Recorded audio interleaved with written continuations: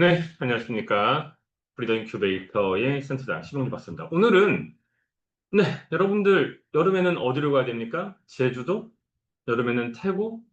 여름에는 인도네시아? 아니죠. 여름에는 이비사에 가야 되죠. 보통 한국에는 이비자라고 알려져 있지만, 스페인어에서 제트, G는 S하고 같은 발음이 납니다. 실질적으로. 그래서 이비사라고 하는 게 맞고, 그다음에 사실은 한국에서는 자라, ZARA라고 해서 자라라고 부르지만, 실제로 스페인어에서는 자라라고 하면 아무도 못 알아듣지는 않겠지만, 기본적으로 못 알아듣죠. 왜? 스페인어에서는 자라라고 하지 않고, 사라라고 발음하기 때문에.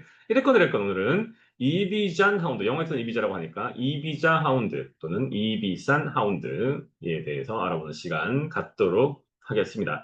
얘는 조금 앞서 우리가 봤던 그런 프리미티브 브리드하고 살짝 생김새가 달라요. 컬러도 심지어 흰색도 지금 있어요. 하지만 귀가 크고 얼굴이 뾰족하고 몸이 날렵한 것들 등등등이 실질적으로 앞에서 살펴봤던 하운드들하고 별 차이는 없다라고 해도 과언이 아니고요. 아마도 과거에 그리스나 로마의 상인들에 의해서 소개되었거나 또는 그보다 더 전에 있었던 문명 간의 교역, 인구 이동들에 따라서 이비사 섬의 고래로 정착하여서 그 지역에서 계속해서 발전한 것으로 보이고요.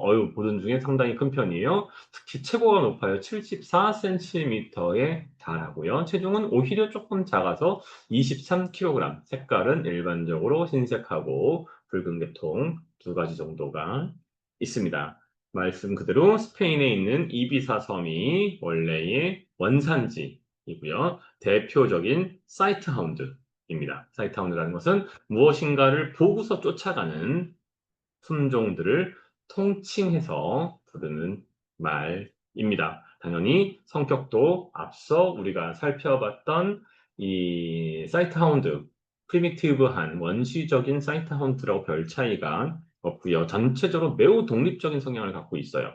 네, 사람에게 크게 의존하지 않아요. 네, 오랜 시간 집을 비우는 사람들에게도 어느 정도 그렇다고 적합하다고 얘기할 수는 없겠지만, 네, 그러다 보니 반대로 훈련할 때 인내심과 일관성이 반드시 필요하다. 전반적으로 성격이 아주 점잖고 특히 잘 짖지 않는 편이에요. 이런 계통 사이트 하운드들이 대부분 특히 프리미티브 스피시스가 대부분 그래요. 늑대 많이 짖지 않아요. 으르렁거리면 으르렁거리지 짖지 않아요. 짖을 필요가 없으니까. 보기만 해도 쪼니까. 기하시면 되고 특히 다른 아이들이나 또는 다른 품종의 개들하고도 잘 지낸다고 알려져 있고요.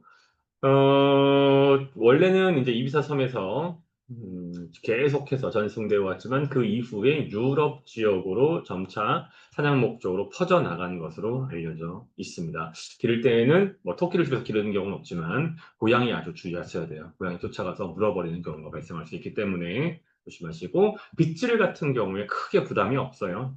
하루에 매일 할 필요도 없고 일주일에 한두 번 정도만 대충 빗질 해줘도 털이 짧고 워낙 강인하기 때문에 잘 관리가 되는 것으로 알려져 있습니다. 다른 품종들하고 이제 비교가 조금 되시겠죠. 포땡코 이비센코라고도 불리우는 지금이 이비잔 하운드 지금 보셨고요. 그 다음에 파라오 하운드 덩치 큰 게 기억나실 거고요. 그 다음에 치르네코 델 에트나 화산섬, 시칠리아 섬 주변에 살고 있는 품종이고요. 전체적으로 비슷비슷한 느낌들이 있다라는 말씀을 드리겠습니다. 그래서 오늘은 네, 이비사 섬에서 클럽 파티에 특화된 것은 아니고 사냥에 특화된 이비산 하운드에 대해서 간략하게 알아봤습니다. 우리나라에 혹시 이 이비산 하운드 브리더가 계시다면 꼭 한번 연락 주시면 저희가 별도로 인터뷰를 한번 따보도록 하겠습니다. 감사합니다.